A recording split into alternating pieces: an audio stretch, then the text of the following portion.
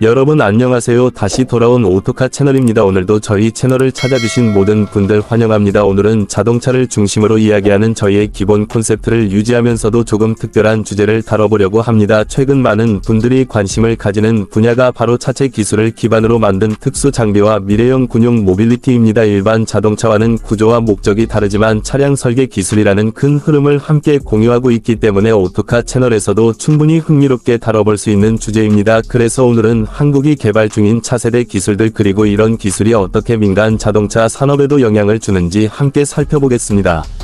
최근 한국의 기술력은 전 세계적으로 매우 빠르게 주목받고 있습니다. 민수용 자동차는 이미 글로벌 톱 클래스라는 평가를 받고 있고 전기차 하이브리드 그리고 소프트웨어 차량 기술도 빠르게 성장하고 있습니다. 그런데 이런 기술력은 군용 차량 분야에서도 큰 주목을 받고 있습니다. 특히 최근 공개된 차세대 모빌리티 기반 장비들은 이전과 완전히 다른 형태의 설계를 보여주고 있습니다. 차량 플랫폼 자체가 기존보다 더 강하게 진화했기 때문입니다.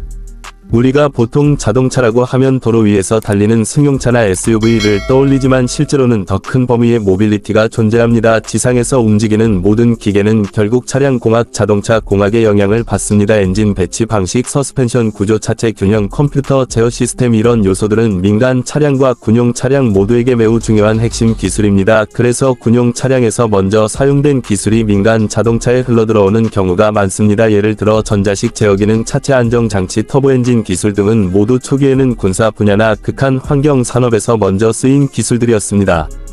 최근 한국이 개발 중인 대형 차체 기반 장비 역시 자동차 기술의 연장선에 있습니다. 기존 군용 차량들은 대부분 기계적 방식 위주의 구조였지만 이제는 차량 내부에 대규모 전자화 시스템이 도입되고 있습니다. 단순히 움직이는 기계가 아니라 고도의 소프트웨어와 전자식 제어로 운영되는 하나의 거대한 스마트카라고 표현해도 될 정도입니다. 예전에는 군사 장비가 민간 기술보다 더 앞서가는 경우가 많았지만 이제는 민수용 전기차 소프트웨어 차량이 더 빠르게 진화하면서 군용 플랫폼도 민간 기술을 적용하고 확장하는 방식이 늘고 있습니다.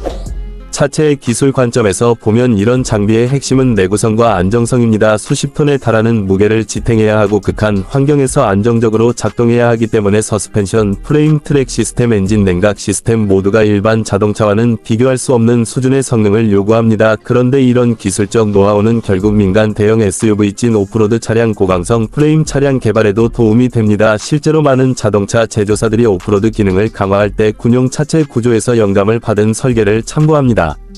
또 한 가지 흥미로운 점은 전기 파워트레인과 하이브리드 파워트레인의 확장입니다. 민간 전기차가 빠르게 발전하면서 군용 차량에도 전기식 구동 기술이 연구되고 있습니다. 전기 구동은 소음이 매우 적기 때문에 특정 임무에서 큰 장점이 될 수 있으며 배출가스가 없어서 내부 공간에서 사용될 때도 유리합니다. 하지만 수백 킬로와 이상의 초대형 배터리가 필요하기 때문에 냉각 시스템이 무엇보다 중요해집니다. 이 기술은 민간 전기차에도 그대로 반영됩니다. 특히 최근 전기 SUV와 대형 전기 픽업 트럭 개발에서 이런 고출력 냉각 구조가 많이 활용되고 있습니다.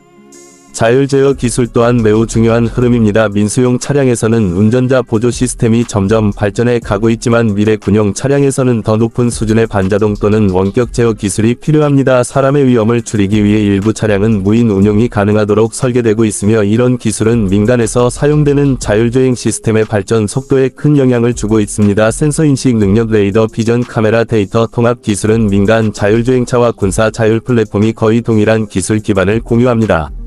오늘 이야기의 핵심은 결국 하나입니다. 민간 자동차 산업이 발전하면 군용 차량도 발전하고 군용 기술이 발전하면 민간 차량도 발전합니다. 두 기술은 서로 상호작용하며 전체 산업의 수준을 끌어올립니다. 소비자들이 전기차와 스마트카 기능을 원하기 때문에 제조사들은 기술 개발 속도를 높이고 기업이 축적한 기술은 다시 특수 환경용 플랫폼에도 활용됩니다. 이 흐름 속에서 한국이 가진 기술력은 앞으로 더 중요한 가치가 될 것입니다.